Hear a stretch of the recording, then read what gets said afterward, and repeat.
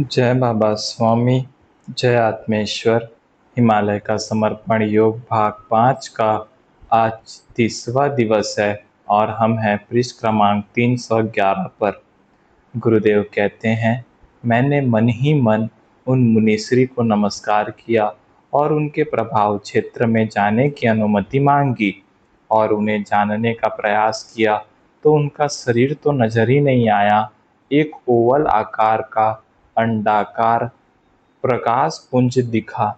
उसे नमस्कार किया और अपनी आंखें खोली और वे बाईं ओर समाधिस्थ थे। इसलिए मैंने दाहिनी ओर रहकर पहाड़ी को पार करने का निर्णय किया और उस झरने को पार कर मैं दाहिनी ओर थोड़ा थोड़ा होकर चलने लग गया। ऐसा करने से मुझे जो दाहिनी ओर जाना था वह भी हो रहा था और चढ़ाई की थकान भी नहीं लग रही थी। शाम हो जाने के पूर्व अब मुझे उस पहाड़ी को पार करना था, क्योंकि रात को पहाड़ी के एकदम ऊपर ठहरना खतरनाक सिद्ध हो सकता है। दूसरा, मेरे पास तंबू या रहने की ऐसी कोई व्यवस्था नहीं थी। मुझे बड़ी चट्टानों की ही आड़ लेना पड़ती थी और चट्टानें एकदम शिखर पर कम ही होती थी। मुझे शिखर पर चढ़ना भी नहीं था। मैं उस पहाड़ी पर धीरे धीरे चढ़ रहा था।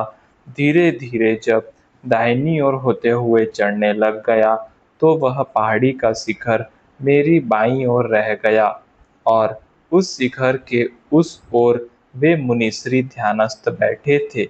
इसीलिए जितना हो सके उतना उनसे दूर रहकर यह स्थान पार करना चाहता था।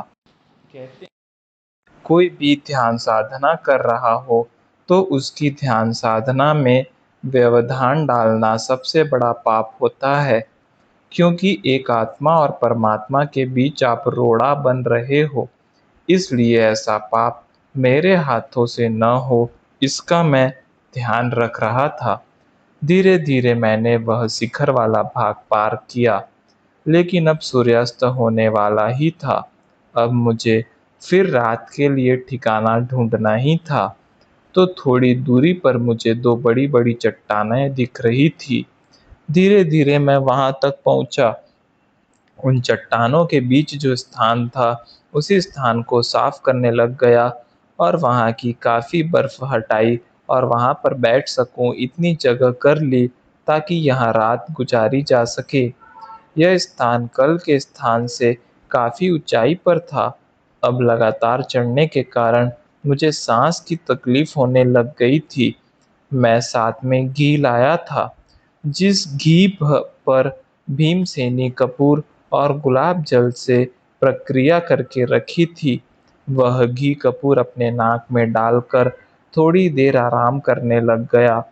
थोड़ी देर के आराम के बाद मुझे अच्छा लगने लग गया। थोड़ी देर लेटा तो वह घी गर्मी से पिघल कर मेरी नाक में चला गया और उससे मुझे जो सांस लेने में तकलीफ हो रही थी वह दूर हो गई। जितने ऊपर चढ़ते हैं उतनी ही सांस की तकलीफ बढ़ जाती है। और अब आगे तो चढ़ाई ही चढ़ाई थी, लेकिन अब इतनी खड़ी चढ़ाई नहीं थी, क्योंकि आगे पर्वतमाला थी जो धीरे धीरे ऊंचाई पा रही थी। अब उसी दिशा में रहकर दूसरे दिन से चलने का निर्णय लिया। कुछ फल थे, वे खा लिए और सो गया। सुबह जब उठा तो मैं एकदम प्रसन्न था और पिछले दिन की चढ़ाई की थकान भी समाप्त हो गई थी। एकदम उत्साहित लग रहा था। शायद उन मुनिश्री के प्रभाव प्रभाव क्षेत्र का ही प्रभाव था। मैंने फिर ध्यान किया और बाद में मुनिश्री को नमन करके आगे की यात्रा प्रारंभ की। अब ऊपर नहीं चढ़ना था। सभी पहाड़ियों के शिखरों को अपनी बाईं ओर रखकर चल रहा था। जब अपने पास ऊर्जा कम हो और कार्य क्षेत्र बड़ा हो तो अपनी ऊर्जा को बड़ा संभाल कर इस्तेमाल करना होता है। वैसा ही कर रहा था। पता नहीं क्यों मैं खूब संवेदनशील और भावुक हो गया था। मैं मेरी लकड़ी से भी प्रेम करने लग गया था। उससे भी बातें करने लग गया था, मानो लकड़ी नहीं कोई मित्र हो, साथी हो। सचमुच वह लकड़ी मेरी मित्र ही थी। कितने बड़े सफर में उसने मेरा साथ दिया था। मेरा मार्गदर्शन किया था। मैं तो रास्ते में आने वाले पत्थरों से भी भेंट करता था, उनसे भी बात करता था। रास्ते में मिलने वाले फूलों से भी बात करता था, पहाड़ों से भी बात करता था। मानो सारे जीवंत होकर मुझे मिलते थे। प्रकृति में रहते रहते प्रकृतिमय हो गया था।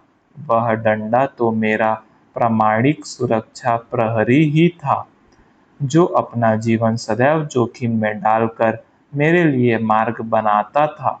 कई बार तो उस डंडे के जीवन पर भी बन आती थी। हालांकि मैंने उसे कहीं भी मरने नहीं दिया था।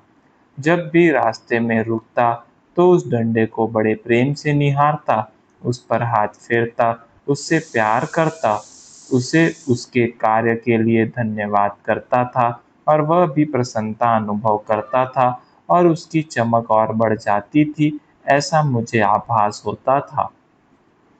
सुबह से मैं चल ही रहा था। चलना अधिक हो रहा था क्योंकि अधिक चढ़ाई नहीं थी, इसलिए थकान नहीं थी, लेकिन फिर भी संभल कर चलना पड़ रहा था। खड्डों और खाइयों का डर तो सदैव रहता ही था और पहाड़ी की आड़ में रहकर चल रहा था तो तेज ठंडी हवा से भी बच रहा था। अलग-अलग स्थानों पर इतनी बर्फ में कुछ वनस्पतियां उगी हुई थी, लेकिन पता नहीं क्यों जामुनी रंग का प्रभाव थोड़ा इन वनस्पतियों पर था, या इस प्राकृतिक वातावरण के प्रभाव से जामुनी रंग हल्का सा निर्माण हो जाता होगा, ऐसा लग रहा था। रंग का वह प्रभाव कुछ फूलों पर गुलाबी भी हो रहा था, कुछ फूल तो सफेद भी थे। फूलों के रंग के ऊपर आसपास की प्रकृति का प्रभाव पड़ता ही है। बर्फ भी कहाँ एक जैसी लगती थी, कहीं एकदम सफेद दूध जैसी, तो कहीं पारदर्शी, और इतनी स्वच्छ रहती थी कि जहाँ से चलकर आओ तो वह भाग केवल पैर रखने से भी गंदा हो जाता था।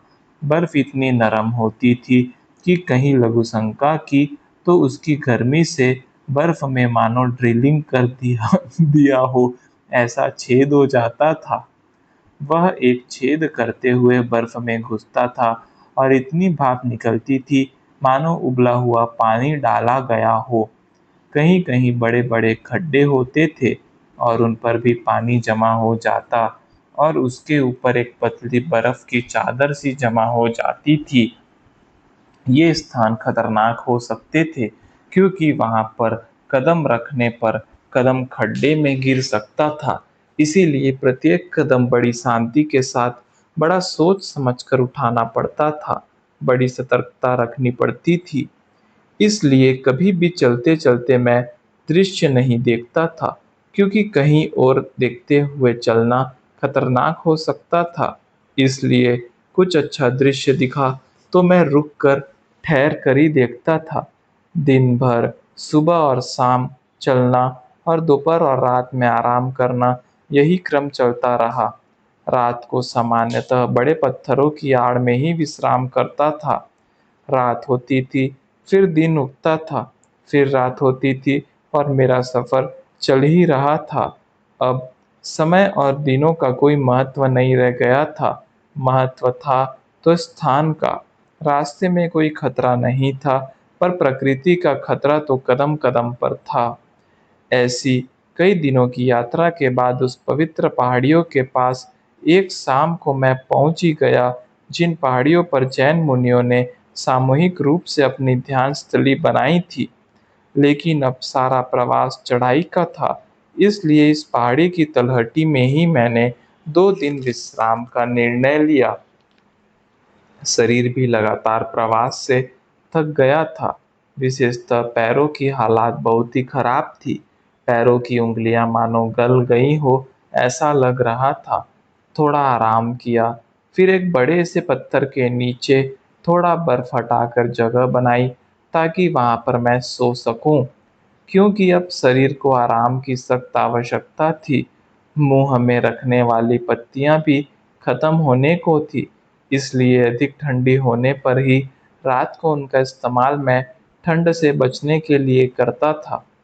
रात को जब विश्राम किया तो सवेरे मुझे बड़ा अच्छा लगा। एकदम प्रसन्न प्रसन्न लगने लगा था। मैं समझ गया कि उस पहाड़ी के ऊपर जो जैन मुनि रहते थे, उनका प्रभाव क्षेत्र प्रारंभ हो गया था।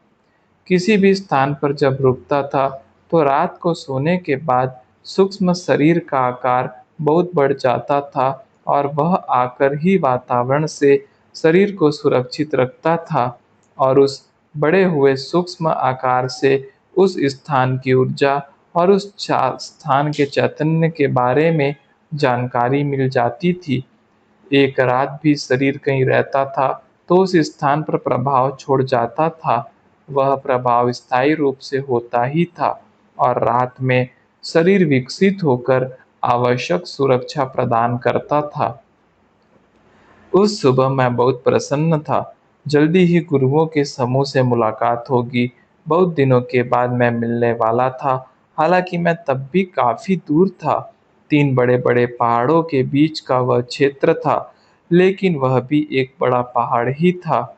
लेकिन तीनों ओर से पहाड़ियां होने से हवा और बर्फीले तूफान की दृष्टि से एकदम सुरक्षित था। और उन पहाड़ियों में ही गुफाएं नैसर्गिक रूप से बनी थी। उस बाहरी वातावरण का कोई असर वहां नहीं होता था और इतने मुनि एक ही स्थान पर एक साथ वहां रहते थे। यह आकर्षण मेरे लिए अधिक था। मैं सालों हिमालय में भटका हूँ, हिमालय का काफी भाग देखा है, लेकिन सामूहिकता के साथ इतने मुनि रहते हो, ऐसा वह एक ही स्थान था। वह पहाड़ अन्य पहाड़ों से ऊंचा था और इतनी ऊंचाई पर मुझे चढ़ना था।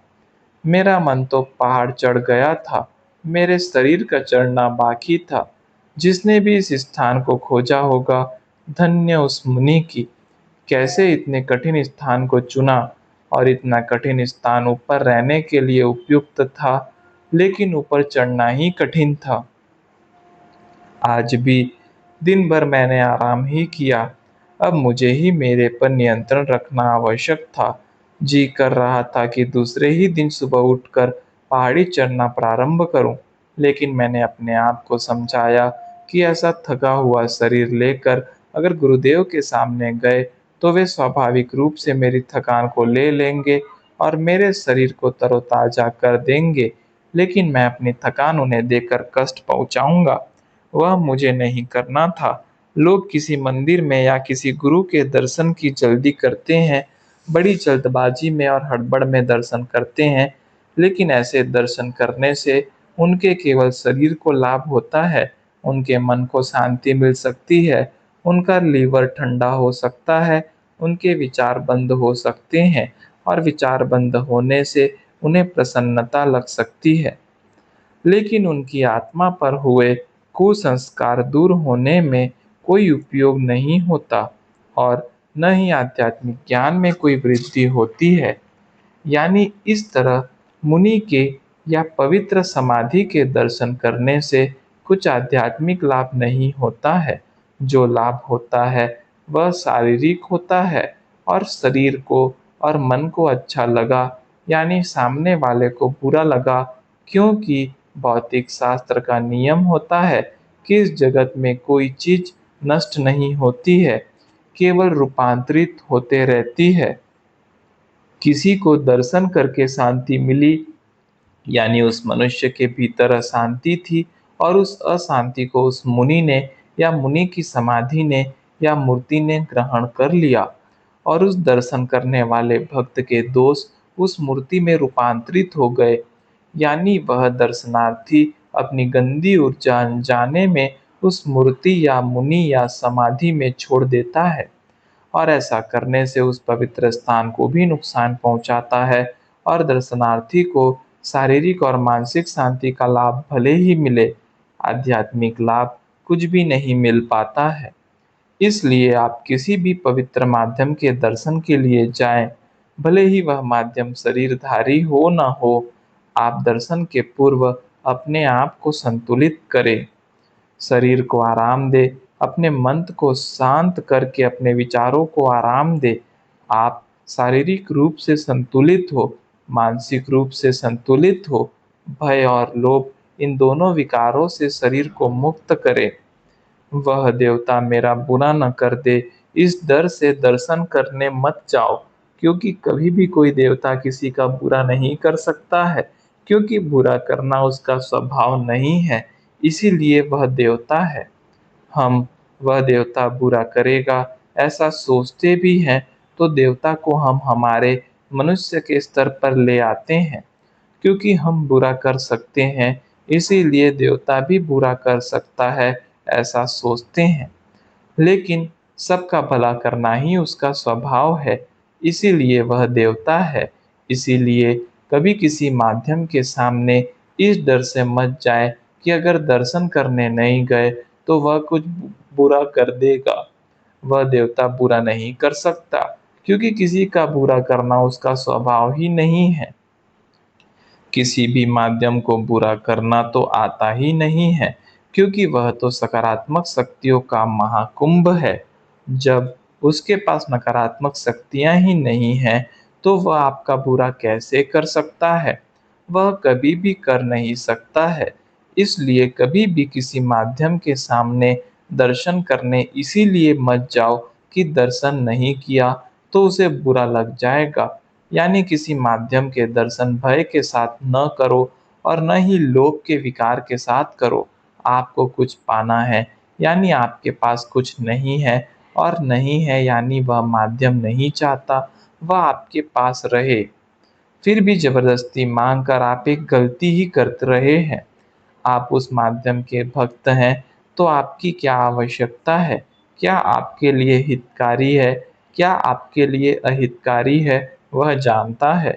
जो अहितकारी है, वह आपके पास से वह ले लेगा, और जो आपके लिए हितकारी है, वह आपको दे देगा।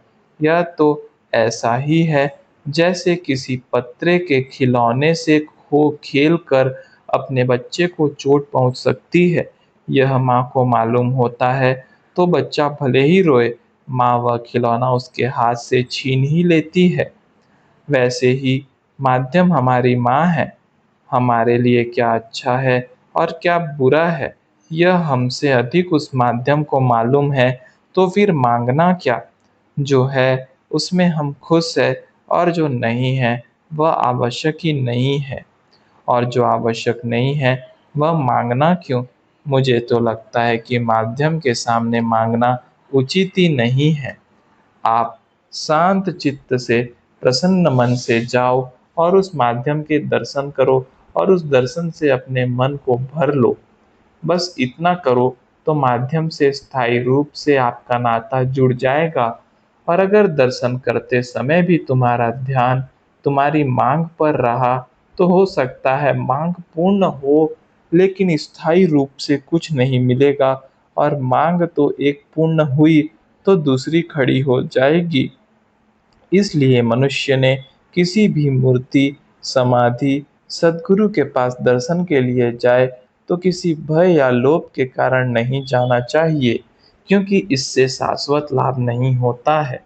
मेरा भाव था कि मैं अपने आप को शांत करूं, अपने शरीर को थकान रहित करूं, अपनी गुणग्राहकता को बढ़ाऊं, और एक संतुलित स्थिति में ही मुनियों के दर्शन करूं, ताकि मेरे वहां जाने से उन्हें कोई कष्ट न हो। नीचे की ऊर्जा के स्तर और ऊपर की ऊर्जा के स्तर में जमीन आसमान का अंतर था। उस स्थान पर पहुंचने के पूर्व वहां की ऊर्जा के स्तर के साथ समरस होकर जाना चाहता था।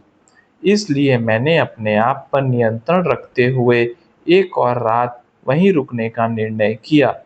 अब मेरी स्थिति ऐसी हो गई थी मानो अपने स्टेशन के पूर्व ही रेलगाड़ी पास के सिग्नल पर ही पड़ी रहे। लेकिन फिर भी मैं अपने आप को रोक रहा था। जैसे तैसे रात निकाली और सुबह सुबह ऊपर की ओर चढ़ना प्रारंभ किया। अब चढ़ना अधिक कठिन था, क्योंकि सारी ऊंची चढ़ाई ही थी, और काफी दिनों के बाद मुझे इतनी ऊंची चढ़ाई चढ़ना पड़ रही थी। कुछ कुछ स्थानों पर काफी फिसलन थी, लेकिन इस तरफ से कभी कोई चढ़ा हो ऐसा नहीं लग रहा था। और गत बार मैं जहाँ से चढ़ा था, उतरा था, वह यह मार्ग नहीं था। मैंने कोई नया ही मार्ग पकड़ लिया था। यह जा तो ऊपर ही रहा था, लेकिन थोड़ा पहाड़ी के बाईं ओर था। कितना चढ़ना है वह मैं न देख रहा था, और कितना चढ़ा वह भी मैं न देख रहा था। मेरा सारा ध्यान तो अगले कदम पर ही था, क्योंकि एक भी गलत कदम मुझे गिरा सकता था। मैं चढ़ते समय कई बार रास्ते में फिसला भी, लेकिन गिरा नहीं। पता नहीं, ऐसा लगा मानो कोई मुझे ही ऊपर से रस्सी से बांध कर खींच रहा हो। इसीलिए मैं बार-बार फिसल रहा था, पर गिर नहीं रहा था। किसी अनजान डोर से अपने आप को बंधा हुआ पा रहा था। जय बाबा स्वामी, जय आत्मेश्वर।